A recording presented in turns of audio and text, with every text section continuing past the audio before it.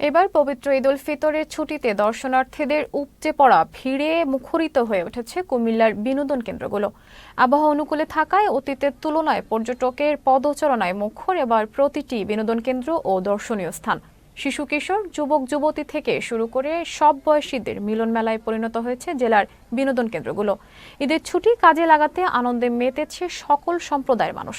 ঈদের এই ভ্রমণের স্মৃতি ধারণ করতে নিজ মোবাইল ক্যামেরায় সেলফি তুলছে, আবার কেউ বা পরিবার পরিজন নিয়ে ক্যামেরার ফ্রেমে বন্দী হচ্ছেন।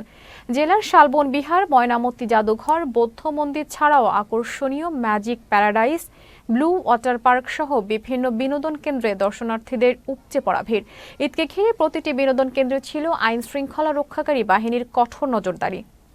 আমার অনেক চমৎকার লাগছে, কারণ কি এমনিতেই ঈদের সময় ছুটি কম পাওয়া যায়, এবার ঈদে অনেক বেশি ছুটি পাওয়াতে আমরা খুব বেশি আনন্দ করতেছি। প্রিপারেশন প্ল্যানিং অনুযায়ী ছিল, তারপরে আমরা গান বাজনা করেছি, তারপরে মেহেদি দিয়েছি, তারপরে আজকে সকাল থেকে অনেক প্রিপারেশন, তারপরে সবাই একসাথে হয়ে এখানে এসে অনেক আনন্দ পাইলাম আর কি।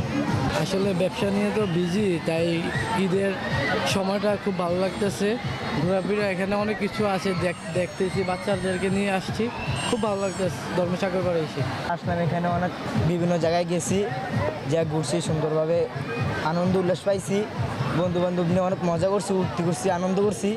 আমরা দেবিদার ঘোরার মধ্যে, তারপরে ধর্মসাগর পার আসবো, এরকম কিছু প্ল্যান ছিল। তারপরে আমার বান্ধবীরা আসলাম, আমরা খুব মজা করলাম। আমরা যেন এভাবেই প্রতি বছর ব্রাই ব্রাদার্স নিয়ে ঘোরাঘুরি করতে পারি। আল্লাহ যেন এভাবে আমাদেরকে সবসময় হাসি খুশি রাখে।